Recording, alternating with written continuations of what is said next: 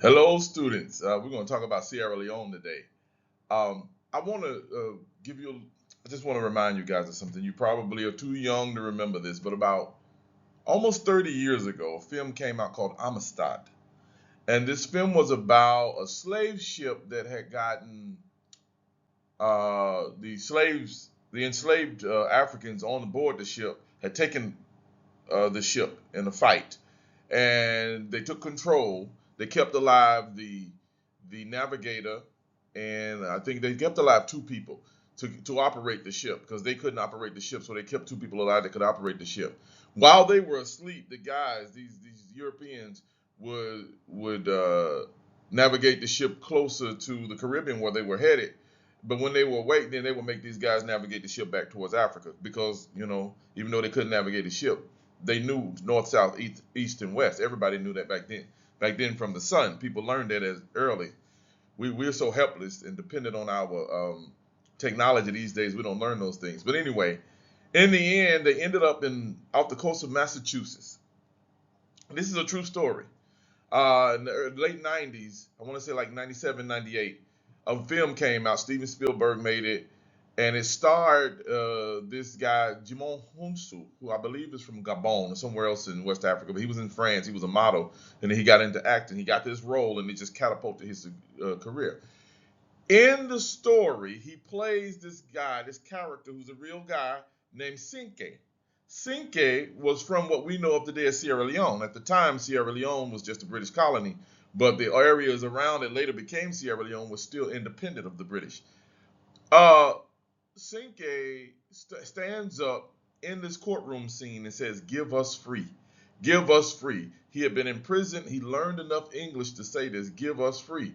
He was trying to communicate, "Free us, we're free people, free us. What are you guys holding us in chains for?" Um, well, in the end of the story, the movie doesn't cover this, but Sinke goes back to what his home village and finds out that everybody was killed or carried away into slavery. And that's the part of the story that they don't show in the movie. It did not. I mean, because in the movie they end with getting their freedom. The court gives them their freedom. John Quincy Adams, who at the time was a senator, he had been president and then he was in the Senate. He represents them in the court of law, wins the case. They're all set free. They get to go back to Africa, and then yeah, the movie ends with that, but it doesn't end with what Sinke found when he got back. Sierra Leone, just like the Congo, is a very wealthy place. Wealth has minerals, minerals, minerals. Not as much as the Congo, because it's not as big as the Congo, but it's rich with minerals. There are parts of Sierra Leone and Liberia that have so many diamonds in it that it's hard for people to plow their fields. They find diamonds. I'm not making this up. I used to live in Liberia. They have diamonds in the field. I mean, now a lot of it's been taken out, but back in the day it was like that. So many diamonds just in the topsoil.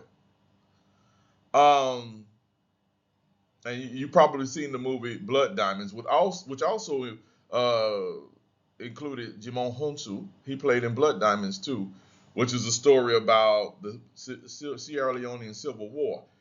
If you read the assigned text by Ishmael Bea, The Long Way Home, he'll discuss his experiences in that war. Now let's just go on. Y'all see this picture? This is Sierra Palms, which is an actual hotel in Sierra Leone. I show pictures like this, and a lot of people on social media show pictures like this to counter the pictures of rural Africa or starving Africa or war-torn Africa that people see. There are plenty of pictures like that. I'm in Senegal right now. My neighborhood is in construction. My house is in construction. If I showed you this, you'd be like, "Oh, this ain't a place I want to live," because people are building. Some of the homes are completed, some are not, but they're building. And I could actually go down the road and show y'all some hotels and other homes that are finished that look more like what's on that picture. You have all these things existing side by side. And one of the things that you have here, and I didn't mean to go into this in this lecture, but y'all gonna get it today, I'm giving it, is that you have a small but growing middle class in most African countries. And you have people who are very, very, very wealthy, like unimaginably wealthy. That's why you should be kind to your African classmates. Some of them you may think, oh, they're poor, they don't know this, they're backwards. Some of them come from outstanding wealth you don't even know about. Like the kind of wealth these people, the wealthy people have over here is just crazy. And then you have a vast majority of people who live in poverty. Your middle class is growing, and the growing middle class in Africa is happening because Africans go abroad and they're investing money back in their country. And that money they send back home to their relatives in the country, they're creating businesses, creating jobs, expanding that. Not only that, you also have a lot of enterprising Africans who never left the continent who are here. Like one of my friends' sisters, she's a beautician and she just did well. She just did well. Got beauty shops and beauty is the beauty industry is one of those industries that's recession proof. Women gonna always go get their hair done. They're gonna always get their nails done. They're gonna always try to look good. So she did well, and there are other people like here in Senegal. There's a chicken company that's doing well. There's a cement company that's doing well. There are people who didn't have to go to Europe or America to strike it rich. They did it rich there. The whole thing about Africa being poor is mythical because this poverty is created by colonization. And one of the things that's happening when Africans go abroad to Europe or to America, they're actually reclaiming the wealth that was stolen from them during colonization in the post-colonial period, which is neo-colonialism, which is the period we're in now. They're reclaiming that wealth and bringing it back to their country. Because what has been happening for the last century and a half is that European countries have been coming into Africa, taking raw material, turning it into things, and selling it back to Africans. So they buy it for pennies, and then they turn it into stuff and they sell it back. If you remember the thing from Congo, and I hope all of you have seen by now Warwich, sell that coltan. They should give everybody in Congo a free iPhone. They should give them free iPads and free laptops just from the amount of coltan that they've taken from their country. That alone, we didn't even start talking about lithium. So, y'all, it's just after breakfast, and I had me a double cup of coffee. So I'm revved up today. Hallelujah. Uh, I'm telling you these things to give you more context because this is Africa today. We're going to talk about Sierra Leone specifically, but I got to give you some context for how this place even came into existence because before then it was not there. So you see on the slide, we're going to talk about early human settlement, the Mane invasion, the British colony, and the independence, and then the Civil War. So we're going to do a hopscotch across Sierra Leonean history. We're not going deep into very many things, just a hopscotch like we did in the Congo video so you guys can understand. I'm going on to the next slide. I want to say a little bit more about this created poverty. If you live in a country that has everything you need, but you don't have money, like currency, are you poor? Just think about the people on those nature programs in the States. You see them living off the grid. They don't have a water bill. They don't have an electric bill. They own the land and they own the home. Only thing they have to do is pay taxes. Are they really poor? Who's the poor person? The person that spends the majority of his salary paying to survive. The person who has nothing to offer for money but his time. That's the real poor man. All right, early human settlement, and this is, I believe this is a picture actually of Sierra Leone. If it's not, Sierra Leone does have beautiful hills like this. It's a beautiful country. I've only been there a couple of times, but it's beautiful. A lot of small tribes in Sierra Leone. Sierra Leone is also in the forest belt of Africa, like the Congo. In the forest belt, you didn't see a lot of large kingdoms like you see in the area just south of the Sahara, where it was easier to combine these places. Also, in the Sahara, you don't see a lot of large kingdoms. But if you look at Mali, Songhai, and the ancient empire of Ghana, they were in the savannah belt, which is just south of the desert region, and it was easier for them to combine forces and to rule in those areas.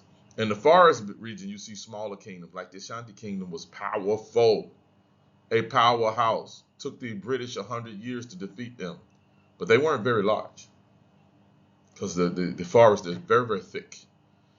Okay, so, oh, y'all, somebody's calling me. Hold on, let me stop this. Well, okay, so these small tribes, y'all forgive me, these small tribes that were there did not develop into large kingdoms. It was more like every town was its own kingdom. And that's how all kingdoms started. Every town is its own kingdom. Eventually, they conquer areas around them and get other towns and conquer them. But in Sierra Leone, you didn't have the large things coming until later. Because of the dense forest, etc. The small tribes, they had agriculture, hunting. Hunting was a huge thing there. Gathering, and in the hunting and gathering stage, the women were the gatherers, the men were the hunters, and the gatherers developed agriculture, settled agriculture. This is something that happened throughout the world in human history. So the first farmers were women. First medical doctors were women. I don't want to get into all of that because there are these people who have a political agenda like to deny the reality that there is a difference between men and women. Gender roles that exist today don't have to exist because we don't have always the same reasons for them to exist. But the reason why they developed was specifically for particular things. And one of the reasons why women were the gatherers is because they had children to look after. One of the reasons why women developed settled agriculture is because they had children to look after. Walking around looking for fruits, berries, and all that stuff is dangerous when you have animals that can eat your children. There are tar pits and bodies of water your children can fall into.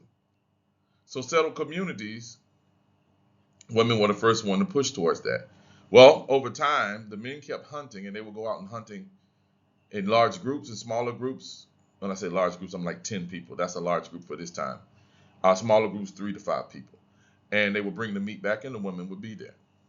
And then they also developed societies where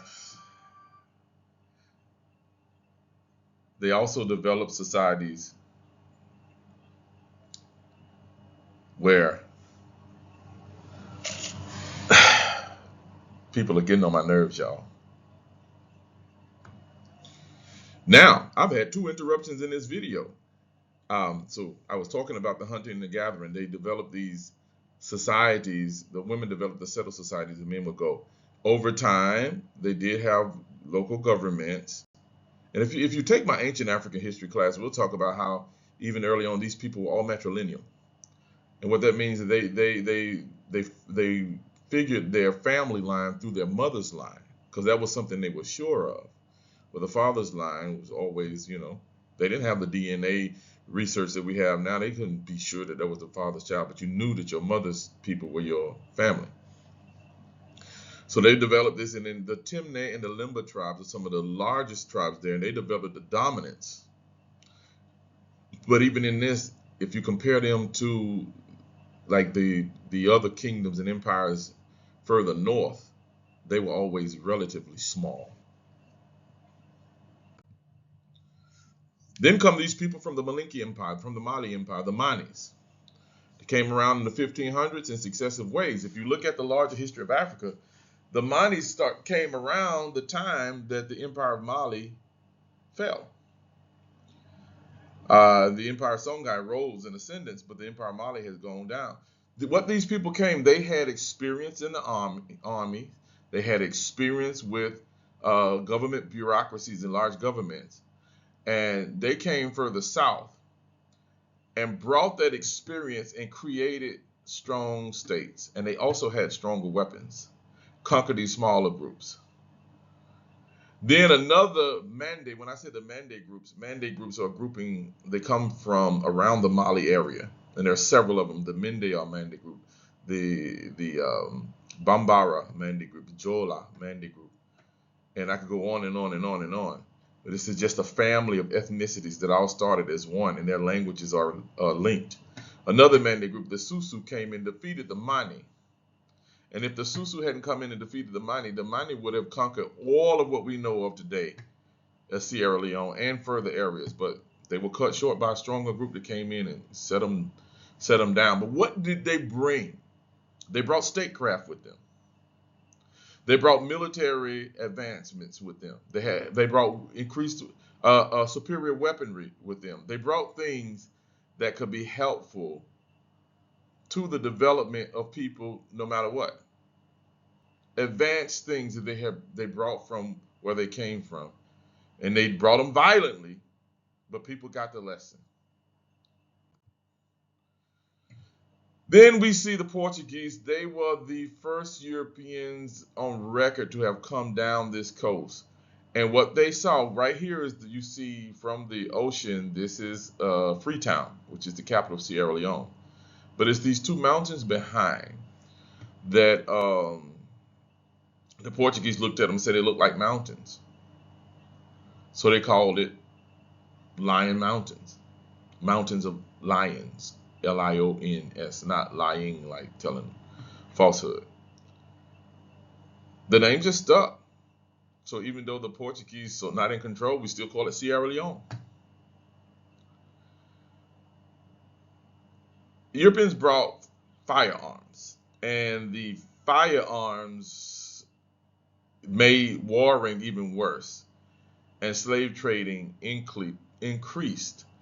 Now, I want to be very clear about this, because when we tell the story of slaving, I've heard this narrative that's false. And this is the false narrative that Europeans just went in and took slaves.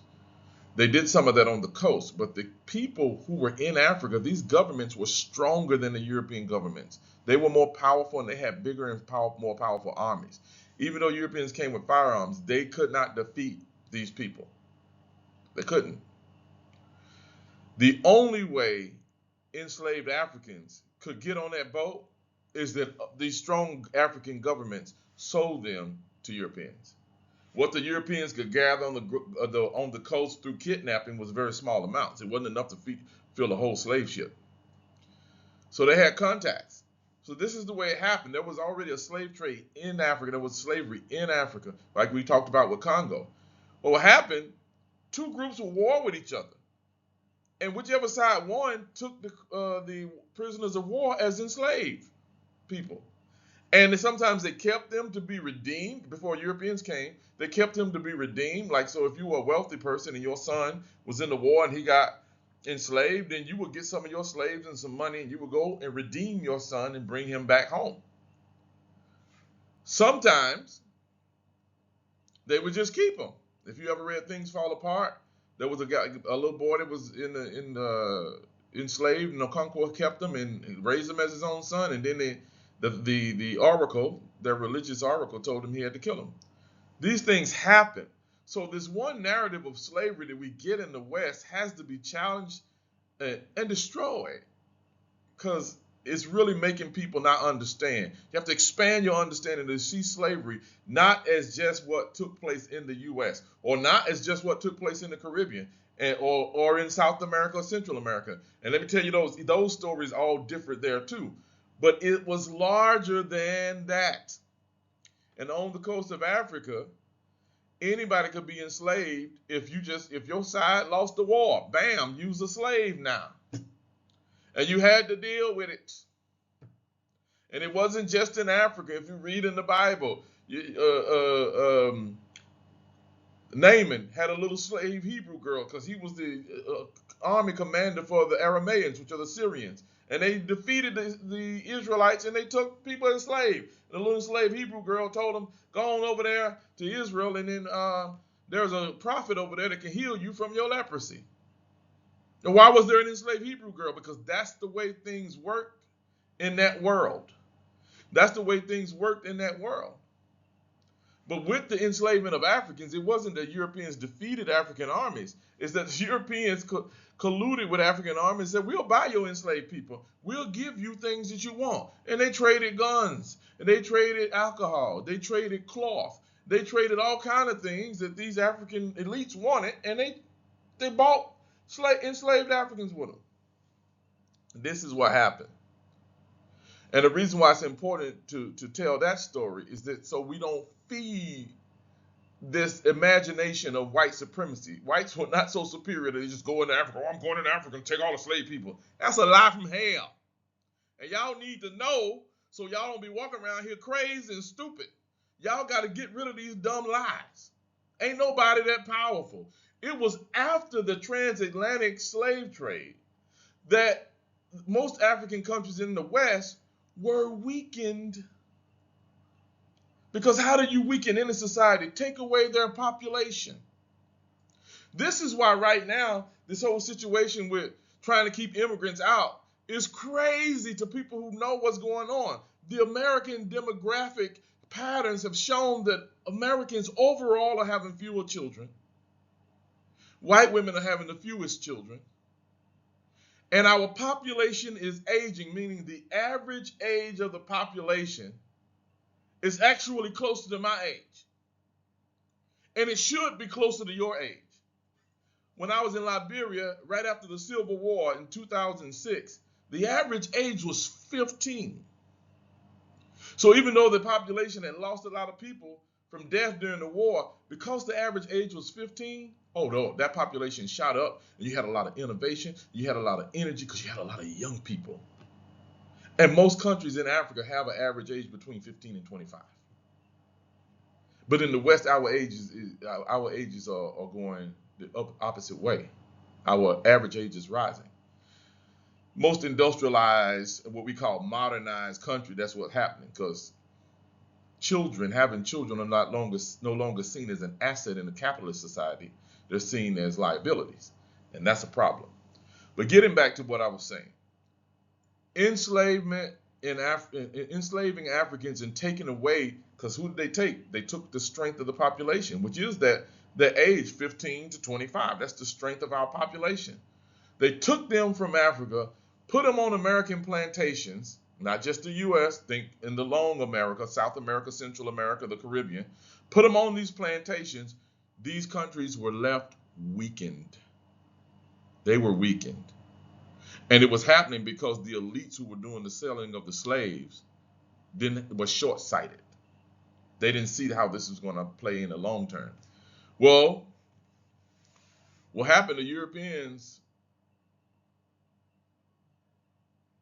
were actively seeking the weakening of these strong African states.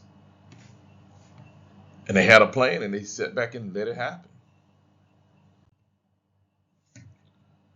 All right. Abolitionist John Clarkson establishes Freetown in 1792.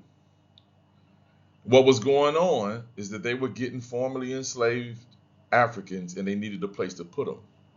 They didn't want them to live around white people. They needed a place to put them. So they were bringing them. He said, well, this will be a good place for them back in their own homeland. You bring them back to Freetown. Well, you say, well, everybody wasn't from Freetown because the earliest settlers of Freetown, the majority were Yoruba.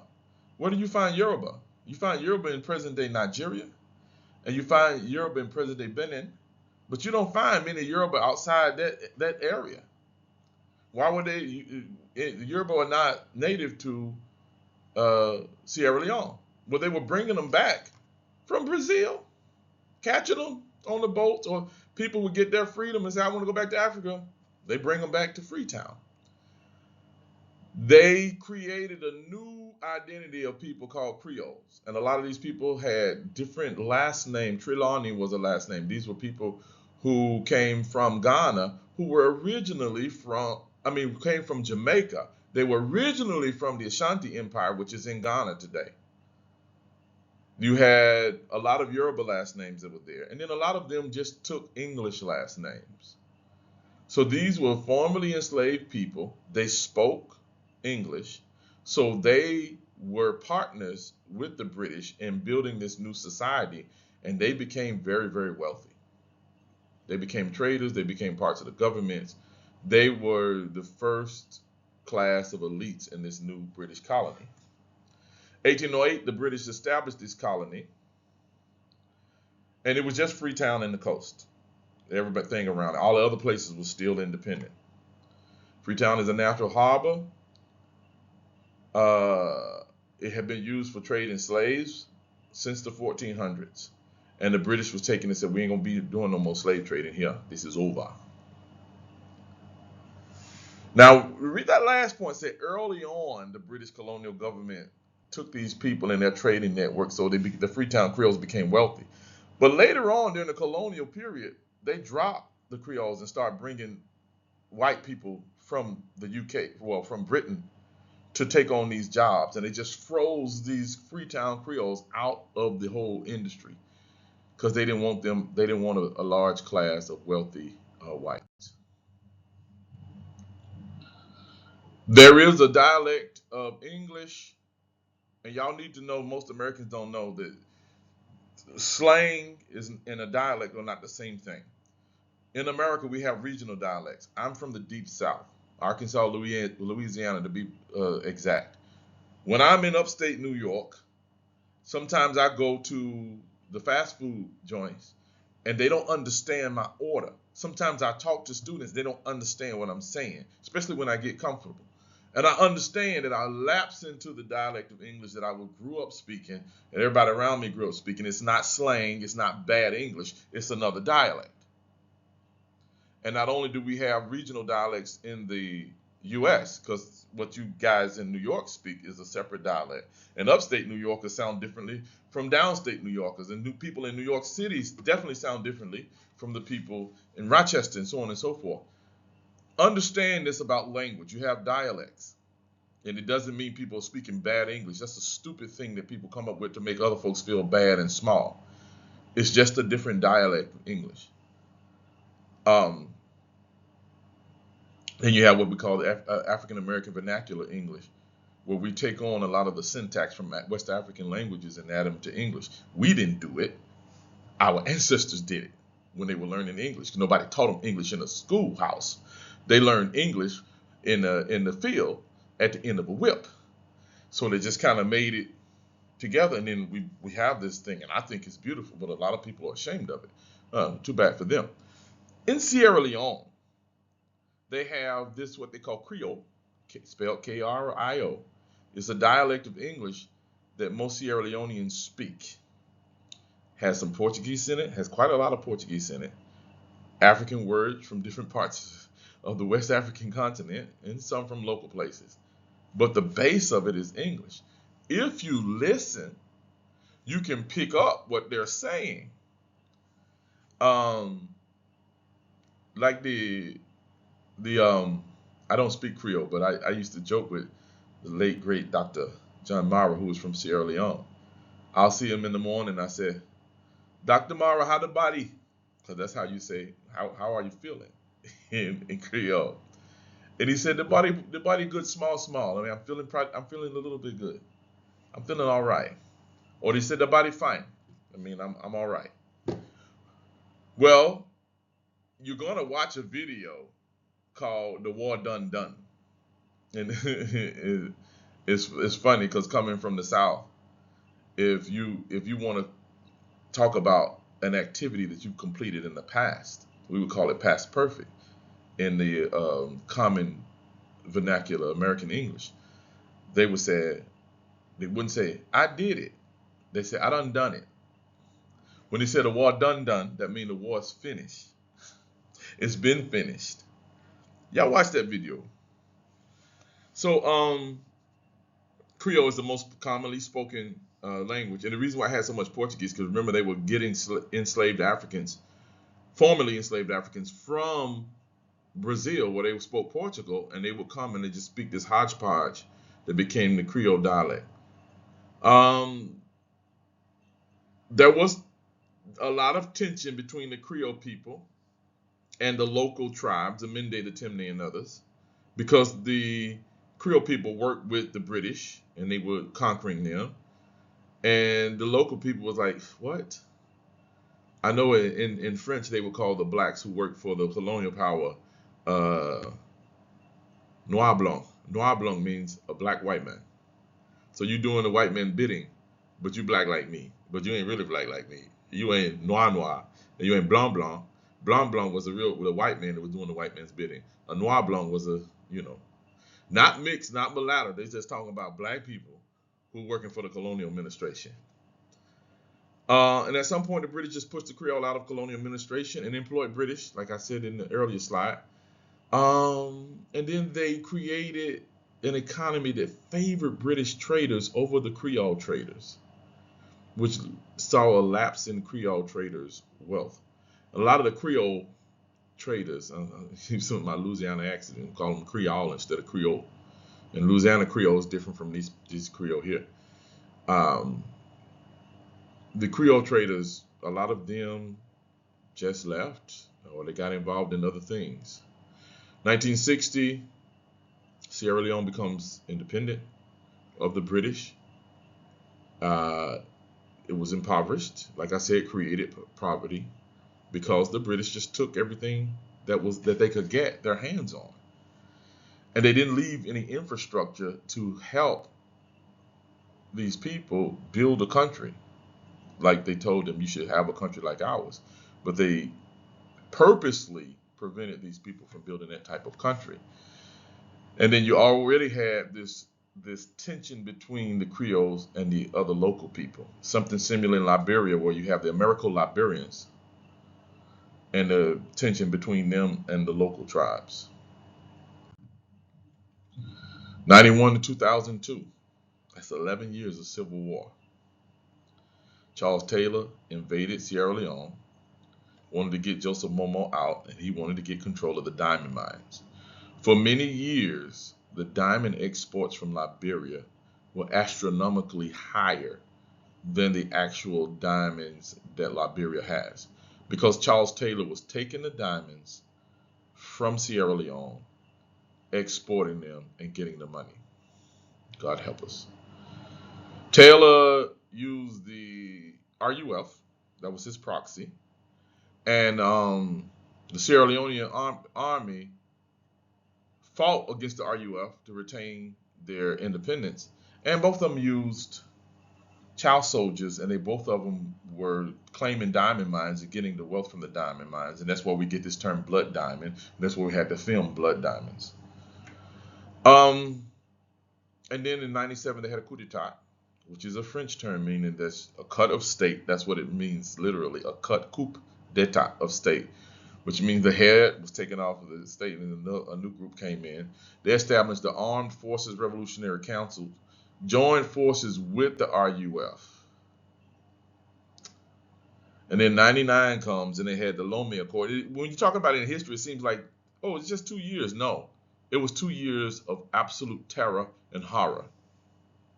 There were women, Jesus have mercy, who will never be the same, their private part, because they weren't just raping women, which is already horrific. They were using objects and destroying these women's insides. They raped old women. They raped young women. So the Lomé Accord divided the government with RUF leader and SL leader, and the fighting kept going. And then finally in 2002, the British invaded. They defeated the RUF. Eventually, Charles Taylor is taken down. He goes to jail. And I was in that area in 2006, which is 4 years after the end of the Sierra Leonean War and 3 years after the end of the Liberian Civil War. I was young. I was in my mind like, "Woo, I'm going to save Africa." I was in grad school at Georgia State, and I was working at Atlanta Metropolitan College.